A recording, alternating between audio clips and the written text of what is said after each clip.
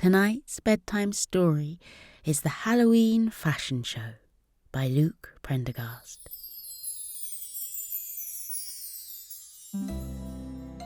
Deep in the heart of a faraway forest stood a cosy wooden cabin. Inside the cabin lived a family of koalas. Koko lived there with his parents and his grandparents and his little sister, Kira the panda. If you stepped out of the cosy cabin, currently decked out for Halloween, and walked down the path, past the piles of pumpkins and under the decorations that had been strewn between the treetops, you'd find an old beech tree growing. And this wasn't just any old beech tree. It was, in fact, an extremely special beech tree because it functioned as the forest notice board.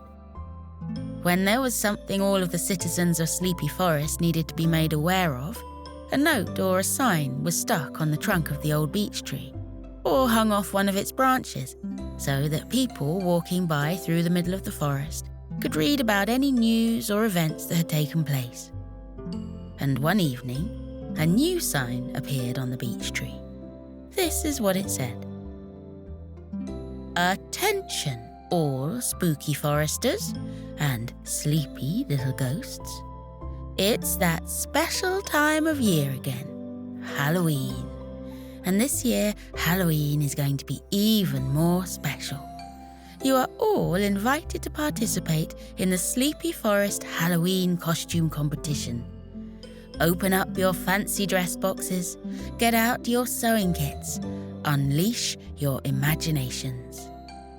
Do you think you can be the coolest, sassiest, best-dressed creature in all of the forest? Let's wait and see. Happy Halloween, your Spooky Forest Social Secretary, Camo the chameleon." As soon as Koko and Kira read the note, they headed straight for the grotto where their friend Camo lived with his family to ask him all about it. They found him sitting on the rock that stood outside the grotto, surrounded by jack-o'-lanterns, eyes closed, listening to the rustles of the dry leaves floating across the ground. "Hi, Koko. Hi, Kira," Camo said, opening one eye and spotting them. "I suppose you've come here because you've just seen my sign?" "That's right," said Koko. "It was quite a surprise. We had no idea you were planning on throwing a Halloween costume party. You never mentioned anything at school this week." "Well, Koko," Camo said, "that's because up until yesterday, I didn't have any idea about it either. It just came to me last night. You see, I was busy thinking about Halloween, and it occurred to me, who always has the best costume at Halloween?" Well, that was an easy answer. "You do, Camo," Koko and Kira said simultaneously. Of all of the residents of Sleepy Forest, Camo was by far the greatest at anything theatrical. He had starred in plays, he organised the annual Carnival of Colour, and just a few months ago, he had worked hard with the old butterfly, Madame Flutterdust, to put on a big musical show, and then the pop star Swifty herself had turned up. And yes, every year he had the best Halloween costume too. "Well, guys," Camo continued, "between you and me, I was getting pretty bored of having the best costume year in, year out. I mean, where's the fun in that for me? There's no challenge. There's no sense of competition. There's nothing to make me work extra hard to pull something extraordinary out of the bag. I needed some inspiration. I needed to add some fuel to the technicolor fire that is my dressing-up box. And I thought to myself, well, what could be better at stimulating some competition than, you guessed it, a competition. And so I thought I would set up the very first ever Sleepy Forest Halloween costume competition. Koko and Kira both looked at him delighted. It was just classic Camo to dream up something as brilliant as a costume competition because he was bored of always being the best. But it's not just about that, Camo told them. I also thought it would be a fun thing for all of Sleepy Forest to get involved in. Oh yes, Camo, Kira said. It's perfect. What a great way to bring everyone together on Halloween, Koko agreed. Great, said Camo, beaming at them. So, are you two going to take part? You bet, said Koko. Nothing could stop me. Me too. And what's more, Kira said, I'm not just going to take part. I'm going to win. And so it was that the spirit of competition spread itself around Sleepy Forest just as Halloween was approaching. Wild pumpkins were carved and put outside houses, and paper chains of ghosts appeared slung between the treetops. Everyone who'd signed up for the Halloween costume competition got down to the business of making their costumes. The forest took on a hushed, focused kind of feel. Koko and Kira were in their room, surrounded by cuts of fabric, safety scissors, pieces of black felt, sequins, and even long pieces of bright pink fluffy pipe cleaner. They each had an idea for what they were going to dress up as for the competition, but neither of them wanted to reveal it to the other. They wanted to keep it as a surprise.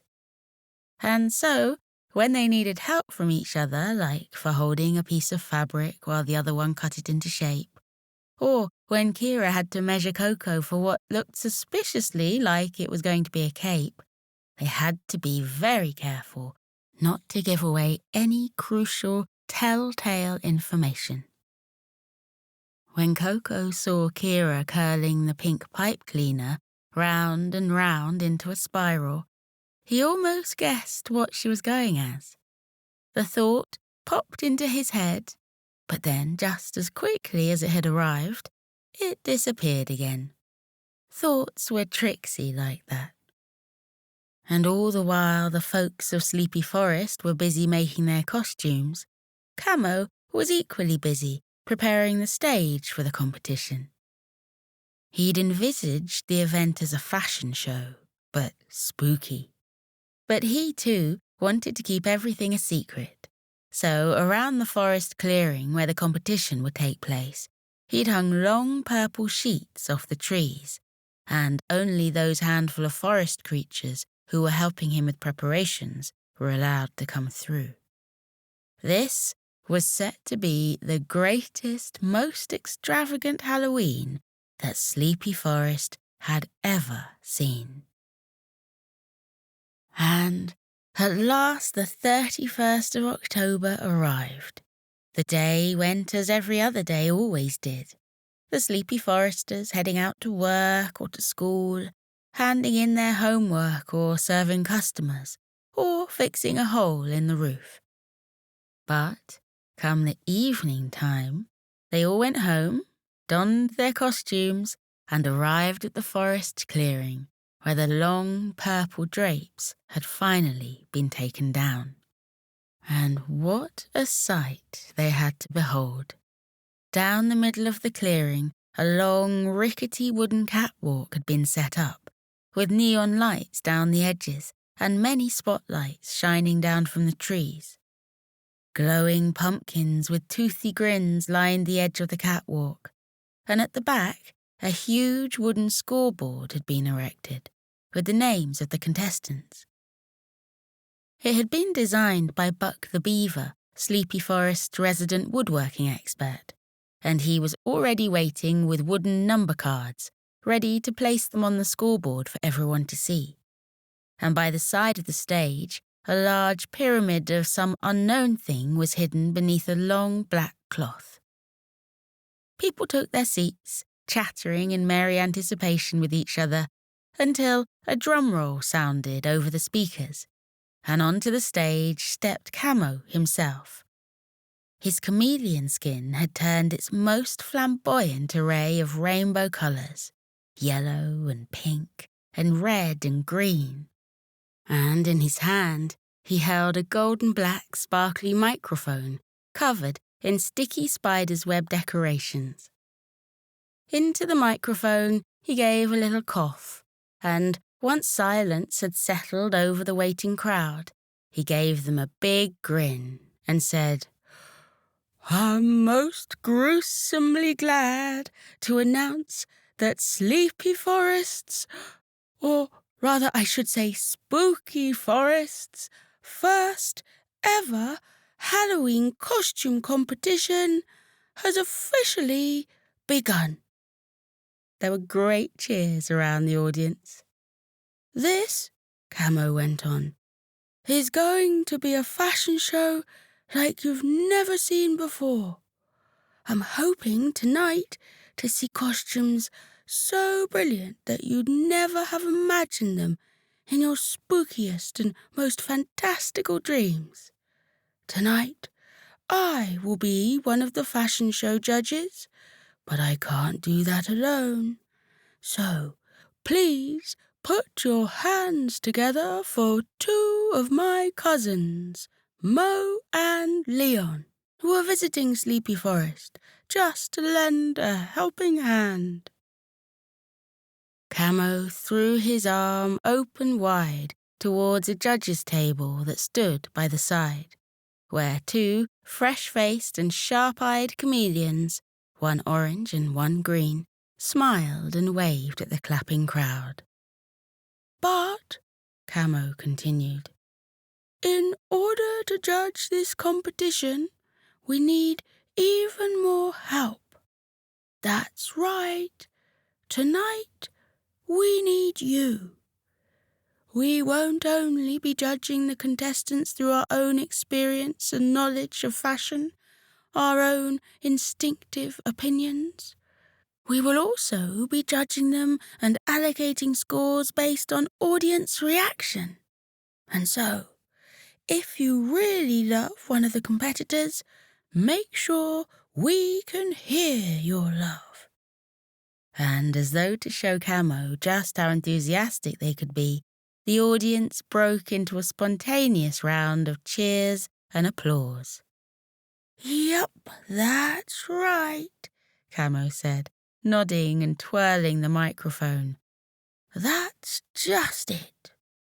Now, before we get started, I'm sure there's one more thing you're all desperate to know, and that is, if there's a competition, and all competitions have a winner, then—" Camo stepped towards the pyramid structure with the black cloth draped over it. "What's the prize? Well, let's see." And with one graceful swish of his wrist, Camo swept the black cloth away to reveal a tottering tower of golden, perfectly baked pumpkin pies. "Here," Camo said, "and with many thanks to our very own Betty the Badger, who spent the last few days baking all of these absolutely delicious-looking pies. A year-long supply of pumpkin pies. That's the prize that's up for grabs tonight, ladies and gentlemen. And if I may say so myself, those pies look so mouth-watering that I'm beginning to regret not taking part myself.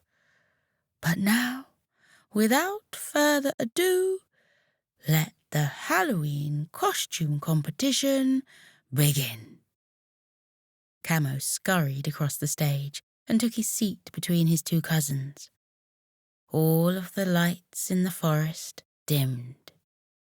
Even The purple lights along the edge of the catwalk switched off, so that the only illumination came from the quietly crackling pumpkins, who let out a golden glow and sent long shadows of jagged-toothed grins across the floor. The drum roll started. Music played. The contest had begun. From backstage, Kira watched as the first contestant stepped onto the stage. A giraffe who had dressed up as a ghost, with a long white sheet over its head that fell in floating folds around his legs, and two dark and spooky eye sockets.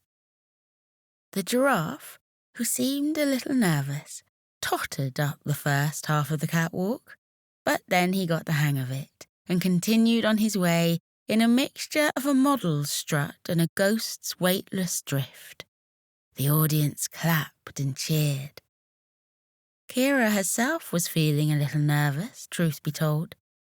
There was a large audience, and Camo had really pulled together a professional-looking catwalk.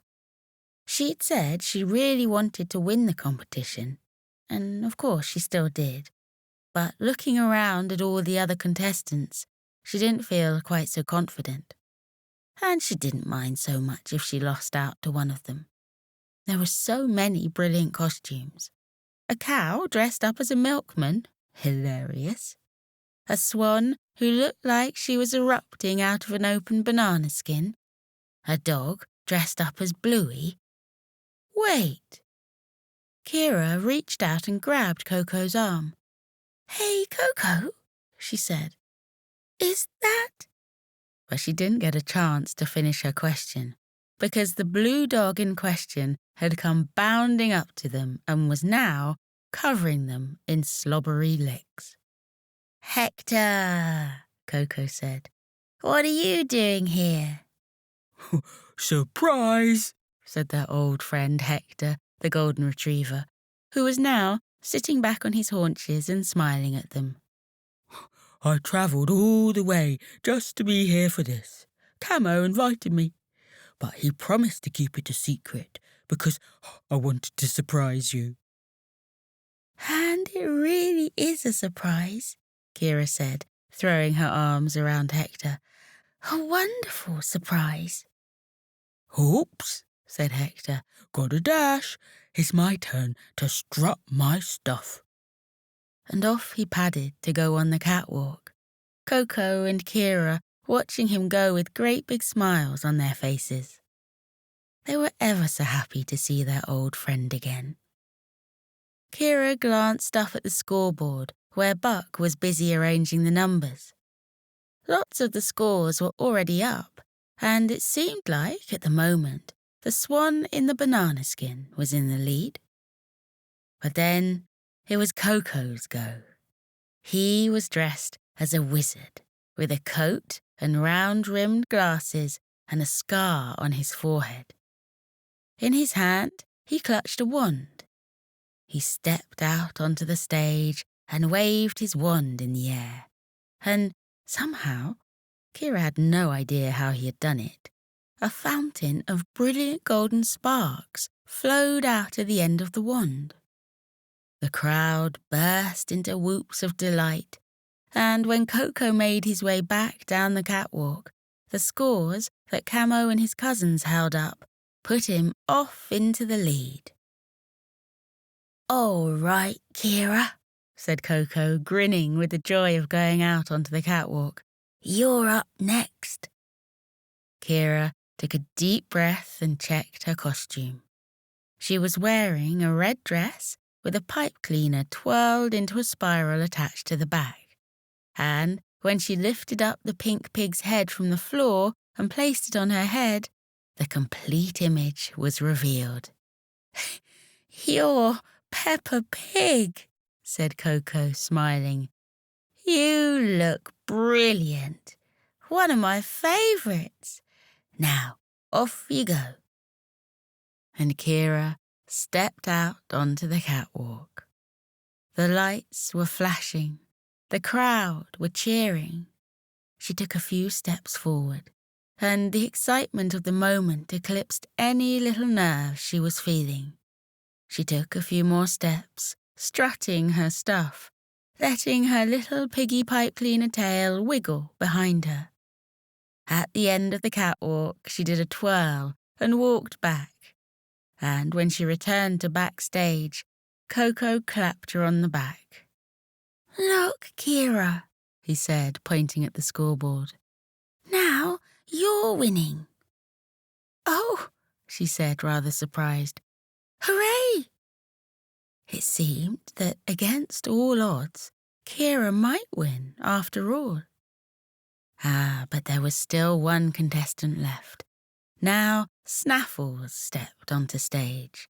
Cute, fluffy Snaffles, whose costume was, well, it was just brilliant. He had dressed up as a minion, with a blue boiler suit and a hat and big googly goggles. He looked just like a minion. It was uncanny. And the crowd loved him. There were claps and hoots of appreciation as Snaffles waddled down the catwalk, doing his very best minion dance. "If it were me," Kira whispered to Koko, "I'd vote for Snaffles. He's amazing. I don't mind losing out on first place to him." "Let's see," Koko said. "I think it's going to be close." And as it turned out, it was close. Very close indeed. Camo and his cousins raised their scores. Buck counted them up and climbed the ladder to place the final score on the board. And Snaffles had won. He had pipped Kira to the post by just 1 point. And though Kira felt one small twinge of regret, which was only natural, more than anything she felt happy for Snaffles. His Halloween costume was so brilliant that he deserved his winnings. She was just so happy that she had even taken part in the competition, that Camo had organised such a fun night for them all to celebrate Halloween together. Now Camo was on the stage, showing Snaffles the towering pile of pumpkin pies he had just won. But then Camo looked down, for Snaffles was tapping him on the leg and lifting a hand as though asking for Camo's microphone. Frowning slightly, Camo handed it down, and Snaffles raised the microphone to his mouth. "I am very proud to have won the Halloween costume competition," he said. "But the truth is, I think everyone here is a winner tonight. There couldn't be a more astounding array of creepy costumes and frightening fits. So I can't just accept this pumpkin prize all to myself. This is for everyone. Let's all tuck in and have a Halloween feast together." With these words, Snaffles took a couple of pies from the pile and started handing them out to the audience members. He caught Kira's eye and beckoned her up. "Yours was my favourite costume," Snaffles said, handing her a pie. "And yours was mine," Kira told him. "Well," Snaffles said, "that makes us both winners." He handed Kira a pie, which she ate a mouthful of gratefully. And so it was that all of the residents of Sleepy Forest celebrated Halloween together. Plate after plate of pumpkin pie got passed around, until everyone's bellies were full, and quite miraculously, there was still plenty left over. So it seemed like the foresters would be enjoying pumpkin pie for many days to come. They danced on the stage, they boogied down the catwalk, they dazzled each other with all their costumes. And by the time people started getting sleepy, the full moon was already high and shining in the sky, turning the leaves of the forest trees into thousands of gleaming silver coins. One by one, the sleepy foresters yawned, hugged each other goodbye, and drifted home, until at last the only folks left were Koko, Kira, and Camo. Koko and Kira had decided to help their friend clear everything up, and once it was done, they themselves turned, all together, to make their way back through the winding forest paths, back to their homes. They were tired and content. Camo's skin had turned its sleepiest colour, dark green to match the moss and the lichen, and Kira had taken off her Peppa Pig head and was carrying it along beside her. Koko rubbed his eyes sleepily with the back of his paw. "So, Camo," Kira said, "are you happy with how your first ever Halloween costume competition went?" "You know what?" Camo replied. "I am. I'm very happy, indeed. Didn't you think it was a fun night?" "Oh, yes," Kira said. "I thought it was one of the most fun nights ever." "Me too," Koko agreed, after he'd just recovered from stifling a yawn. "I think you should throw a Halloween costume competition every year." Camo smiled at him. "I was just thinking the same myself, actually," he said. "Hey, Camo," Kira asked, "for when you throw it next year, would you do anything differently?"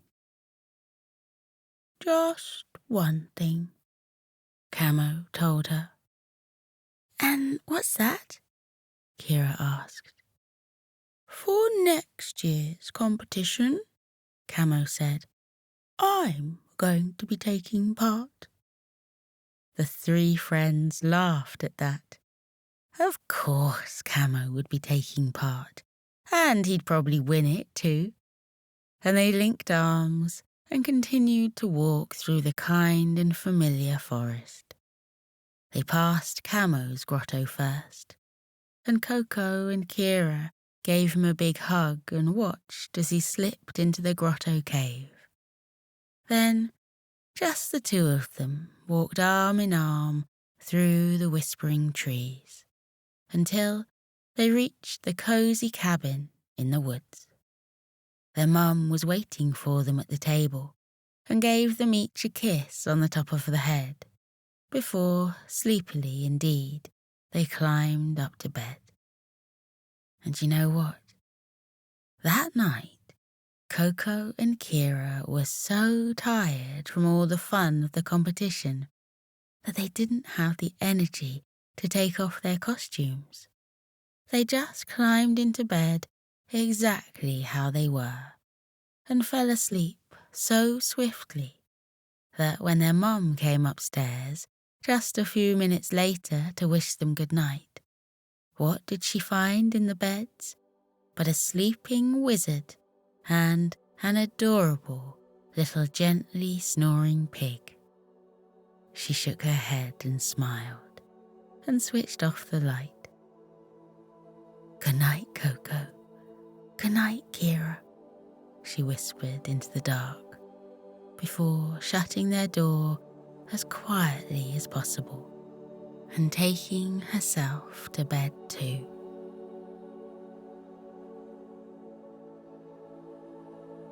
We're drifting towards dreams now, the happiest, loveliest dreams you've ever dreamt.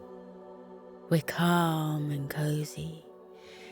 Your breathing is relaxed and you can feel that lovely weight of the blanket keeping you safe and warm. Aren't you comfy?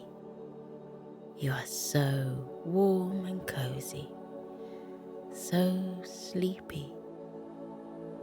As you drift drift into dreams, count all the things you're grateful for. Let yourself fill up with all of the little moments that made you smile today. See the faces of the people that made you laugh. Think of the things that challenged you. Think of the things you learned and the practice that meant you'll be a little bit better tomorrow than you were today. Think about how warm and cozy and sleepy you are here in your bed. What a day you had. Wonderful things lie ahead for you too. You will have wonderful adventures tomorrow and the next day and the one after that. The whole world is waiting for you. But there's no rush. There's nothing more to do today. All that's left for today is rest, deep, cozy sleep. The most beautiful of dreams are waiting for you now. That's why you're drifting off, gently, into dreamland. So keep breathing slowly. Let yourself get toasty warm. Let your eyelids stay heavy. And know that you are safe. Remember that you are smart. You are brave.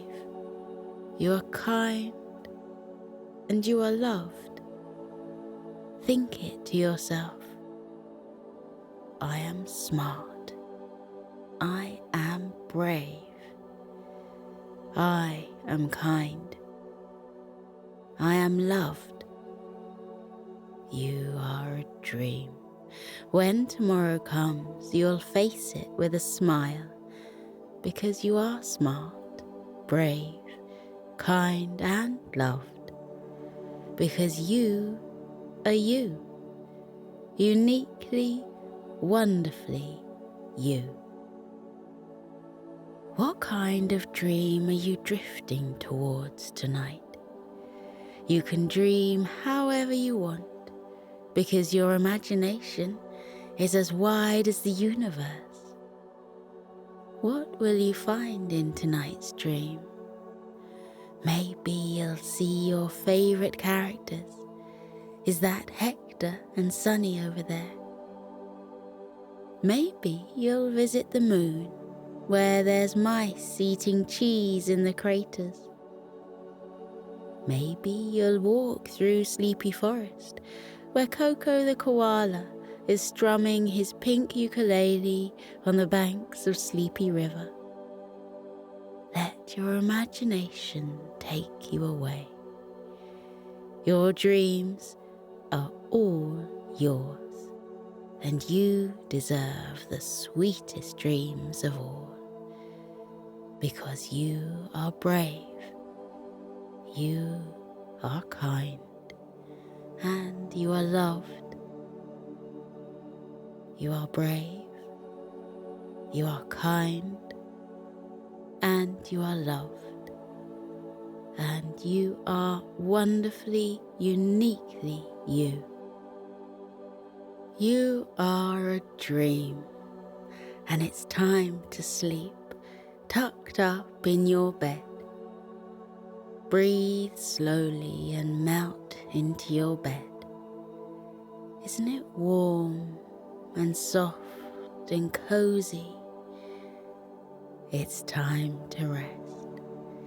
Take deep breaths in and out and let yourself relax as you say goodbye to the day. Let your body get even heavier. Let your whole body go floppy. Drift deeper into sleep with every breath and say goodnight. Remember, tomorrow will be a good day because you have a big heart You are a good friend. You believe in yourself. You know there's nothing better to be than yourself. It's okay to get things wrong. It's okay to ask for help. You can do whatever you set your mind to. Be proud to be different. Be proud of your achievements. Be proud of yourself. You are a good learner. You are a good listener. You are a good example to others. You are valued. You are loved. You are sleepy. So drift off now, little one. Let the dreams take over. As you sleep, let your dreams take you to magical lands and faraway places. Remember, there's no room for worries in your dreams, just magic. It's a magic place where anything can happen, anything you want. It's a place of positivity and light. Let positivity soak into you and fill you up. Imagine it as a golden light traveling from the tips of your toes to the top of your head. Imagine that wherever the light touches you fills with happiness. Imagine that the light makes you feel calm. You're wrapped in a warm, cozy glow within your soft, toasty blanket. Isn't that nice? You are safe, tucked up tight.